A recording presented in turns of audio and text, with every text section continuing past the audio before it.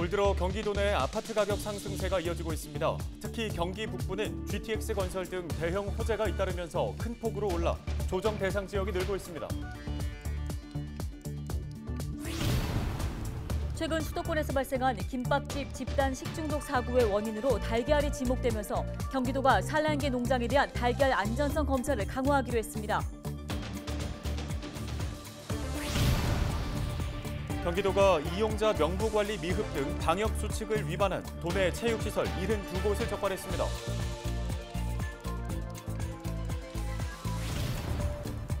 의정부 미술도서관이 김홍도와 신윤복 등 동양화 대가의 작품을 소개하고 어린이를 위한 다양한 프로그램들을 개최합니다.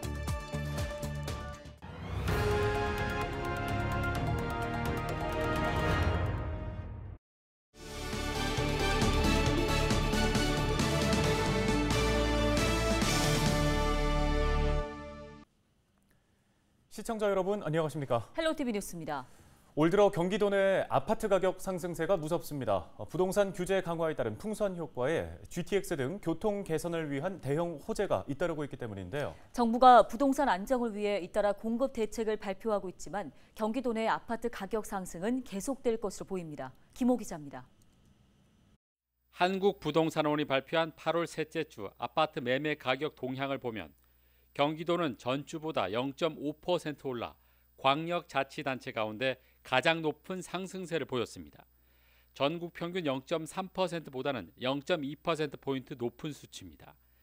같은 기간 인천은 0.41%, 서울은 0.21% 올라 수도권 아파트 매매 가격은 평균 0.4% 상승했습니다.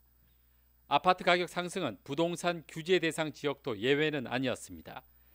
경기도 내 규제 대상 지역 가운데 가장 높은 상승률을 보인 곳은 오산시로 0.86% 올랐습니다. 경기 북부에서는 양주시가 0.54%로 가장 높고 의정부시 0.45%, 김포시 0.22%로 나타났습니다. 특히 올 들어 양주시 아파트 가격 상승은 17.1%, 의정부시는 16.5% 올라 경기도 전체 규제 지역 가운데 상위권에 이름을 올렸습니다. 이처럼 경기도의 아파트 가격 상승세가 이어지고 있는 것은 서울과 인접했지만 서울보다 상대적으로 저평가돼 있고 GTX 등 교통 개선이 기대되기 때문입니다. GTX하고 연관돼 있고 또 1억 미만 공시지가 1억 미만 아파트들이 많아가지고 또 외지인의 이제 갭 투자가 많았다고 볼 수 있습니다. 실제로 경기도 내 아파트 거래 4건 중 1건은 외지인의 원정 투자로 나타났습니다. 지난 6월 경기도 부동산 총 거래 건수는 2만 8천여 건, 이 가운데 관할 시군구 거주자가 매입한 건수는 1만 1천여 건으로 41%로 나타났습니다. 관할 시도 거주자 32%를 합하면 73%가 경기도 주민이 매입한 것입니다. 반면 경기도 외지역 주민이 매입한 건수는 25%이며 이 가운데 서울 거주자가 17%로 가장 많았습니다. 이처럼 외지인의 원정 투자는 상대적으로 덜 오른 지역으로 몰리면서 동두천 지역의 아파트 가격 상승을 부추겼습니다. 올해 초 3.3제곱미터당 622만 원 하던 동두천 아파트 가격은 7월 들어 842만 원까지 올라 35.4%의 상승률을 보였습니다. 경기도 내에서 가장 높은 상승률을 보였고 결국 동두천시 6개 동은 조정 대상 지역으로 지정됐습니다. 조정 지역이 되고 나면 이게 뭐 정부에서 이제 떨어질 거라고 예상을 하는데 실질적으로 시장에서는 조정 지역이 되고 나면 더 올라가는 경향이 많았어요. 의정부도 그랬었고 양주도 그랬었고 그래서 제가 봤을 때는 동두천도 오히려 더 상승하지 않을까 그렇게 보고 있습니다. 정부는 최근 주거 안정을 위해 양주 6,000호 등 수도권 지역에 12만 호의 주택 공급을 발표했습니다. 하지만 이번 물량은 2026년부터 순차적으로 입주가 시작될 예정이어서 경기도 내 아파트 가격 상승은 당분간 이어질 전망입니다. 헬로티비 뉴스 김호입니다. 최근 수도권에서 발생한 김밥집 집단 식중독 사고의 원인이 불량 계란으로 지목되면서 경기도가 산란계 농장을 대상으로 계란 안전성 검사를 확대하기로 했습니다. 이번 검사는 도내 모든 산란계 농가 중 50% 이상을 무작위로 선정해 모두 130곳을 대상으로 실시됩니다. 검사 결과 부적합 계란이 적발될 경우 회수 조치하고 농장 출고를 보류하는 한편 6개월간 규제를 받게 됩니다. 도는 계란 소비가 많아지는 추석 전 부적합 검사를 완료하고 연말까지 추가 검사를 실시한다는 방침입니다. 경기도의 코로나19 신규 확진자가 434명 발생하면서 8일째 하루 400명 이상 확진 판정을 받았습니다. 시군별로는 평택시가 32명으로 가장 많고 의정부시 15명, 양주시 6명, 포천시 2명, 동두천시 1명으로 집계됐습니다. 누적 확진자는 30일 0시 기준 7만 1,084명이며 사망자는 747명으로 나타났습니다. 의료기관의 치료병상 가동률은 4병상이 추가되면서 전날보다 2.7%포인트 낮아진 85.2%를 기록했습니다. 생활치료센터 11곳의 병상 여유분은 26% 정도입니다. 방역수칙을 위반한 경기도 내 체육시설들이 무더기로 적발됐습니다.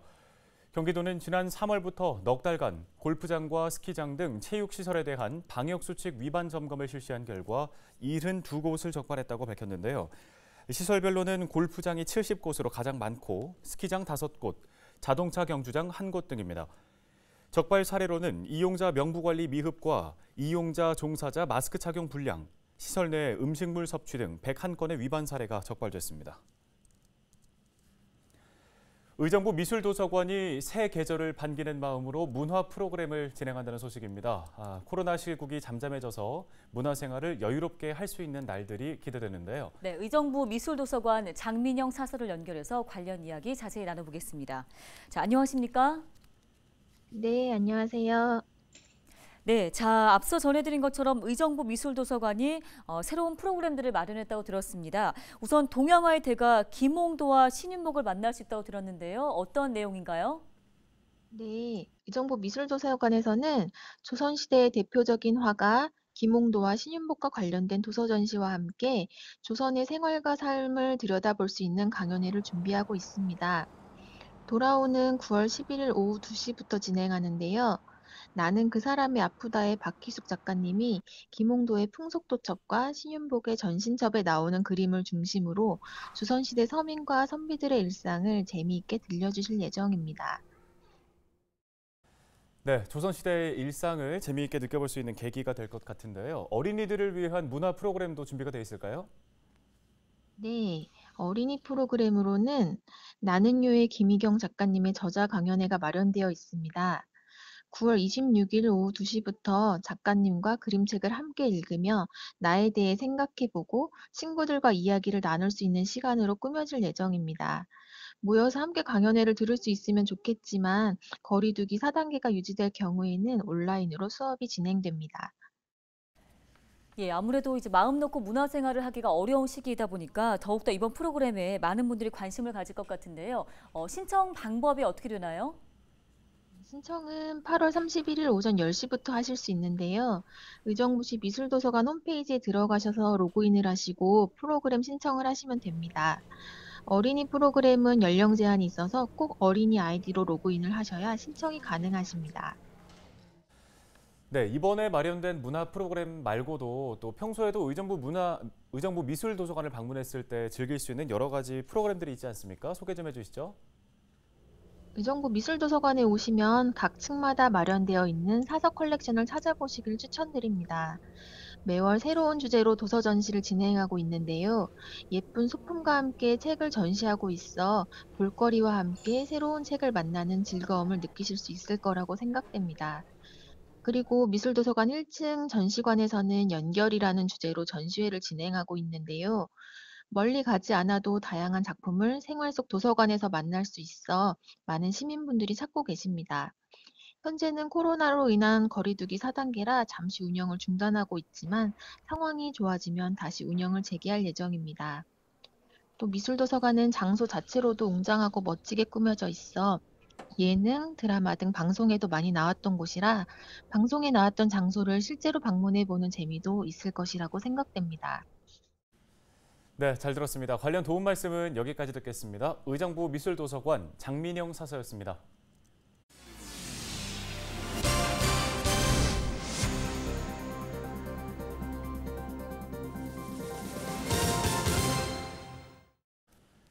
경기도가 경기 지역의 소재와 부품, 장비 기업들의 상생 협력 체계를 구축하는 등 이른바 소부장 산업 자립화에 힘쓰고 있습니다. 경기도가 소부장 산업의 기술 자립화 달성을 위해 추진한 경기도 소부장 산업 지원 사업의 중간 점검 결과와 중장기 정책을 발표했습니다.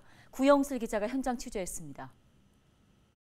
화성시에 위치한 반도체 배관 부품 제조기업. 지난해부터 경기도로부터 10억 원 규모의 연구 지원비를 받아 가스켓 필터 제조에 성공했습니다. 일본과 미국에서만 제조되어 온 가스켓 필터를 우리나라에서 제조해 자립화는 물론 일본으로 역수출을 앞두고 있습니다. 많은 자금을 지원받음으로써 좀 더 공격적인 연구를 하게 되었고 굉장히 빠른 시간 내에 많은 그 연구 성과를 달성하는 그런 계기가 되었습니다. 경기도가 이런 소재와 부품, 장비, 이른바 소부장 산업의 기술 자립화 달성을 위해 추진한 경기도 소부장 산업 지원 사업의 중간 점검 결과와 중장기 정책을 발표했습니다. 경기도는 지방정부 최초로 소재와 부품, 장비, 국산화 기술을 육성하기 위한 경기도 소재부품 장비 연구사업단을 설치했고 일본 수출 규제 이전 반도체 산업의 문제점을 개선하기 위해 대기업과 소부장 기업 간 협력체계 구축을 추진했습니다. 이 밖에도 연구 장비와 시설 구축 비용, 그리고 인력 확보를 추진했습니다. 경기도는 소부장 육성 향후 계획을 기반으로 소부장 산업 육성을 통해 상승하는 공정 성장 모델을 확립하여 소부장 기술 독립을 위한 제도약의 기회를 만들어 나가겠습니다. 앞으로도 경기도는 경기도 공공연구 인프라를 확대 강화해 대기업과 중소기업이 실효적으로 공동 개발을 할 수 있는 반도체 공공 플랫폼을 구축할 계획, 나아가 소부장 기업과 대기업이 상생하는 공정 성장 모델을 만드는 등 소부장 산업 육성 계획을 추진한다는 방침입니다. 경기GTV 구영슬입니다. 포천시가 약 1조 원 규모의 2차 추경안을 편성했습니다. 시는 코로나가 계속되면서 지역 경제와 시민의 삶을 회복하기 위해 총 1조 1,099억 원 규모의 제2회 추가 경정 예산안을 편성해 시의회에 제출했다고 밝혔습니다. 이는 1회 추경 대비 18.7% 증액됐습니다. 추경안의 주요 사업은 코로나 상생 국민지원금과 긴급 생계, 의료 및 코로나19 격리 생활지원금, 저소득층 추가 국민지원금 등입니다. 이 밖에도 영북고 등 관내 초중고교 노후시설 개선 사업과 국도 43호선, 자작에서 어룡간 우회도로 개설 공사 등이 포함되어 있습니다. 이번 추경안은 포천시의회 제159회 임시회에 상정돼 다음 달 13일까지 예산결산특별위원회 심의를 거쳐 같은 달 15일 본회의를 통해서 최종 확정됩니다. 경기도의회가 창립 20주년을 맞은 경기도 콘텐츠진흥원이 개최한 메타버스 기념식에 참여했습니다. 메타버스는 가상 초월을 의미하는 메타와 세계의 우주를 의미하는 유니버스의 합성어로 현실 세계를 기반으로 다양한 활동들이 이루어지는 3차원 가상 세계를 말합니다. 기념식에 참석한 장영국 의장은 코로나19로 디지털 전환이 가속화되고 있다며 콘텐츠 산업의 중요성을 강조했습니다. 경기도의회는 4차 산업혁명에 따른 융복합 콘텐츠 산업을 경기도가 앞장설 수 있도록 콘텐츠 지원에 관한 조례 발의, 콘텐츠 기업 지원, e스포츠 활성화 등 문화체육관광위원회를 중심으로 활발한 정책을 추진하고 있습니다. 경기도의회는 앞으로도 경기콘텐츠진흥원이 포스트 코로나 시대를 맞아 도민을 위한 다양한 문화 콘텐츠 환경을 개발할 수 있도록 관련 산업 육성을 지원하겠다는 계획입니다.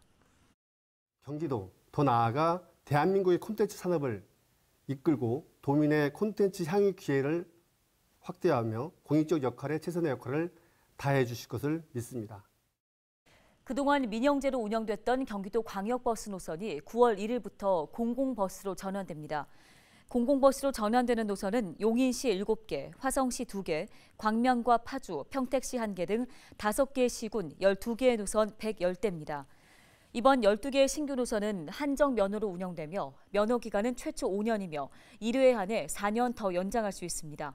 이로써 경기도 내 광역버스는 90%가량이 공공버스로 운영하기로 했습니다. 네, 오늘 헬로티비 나라뉴스가 준비한 소식은 여기까지입니다. 네, 시청해주신 여러분 고맙습니다.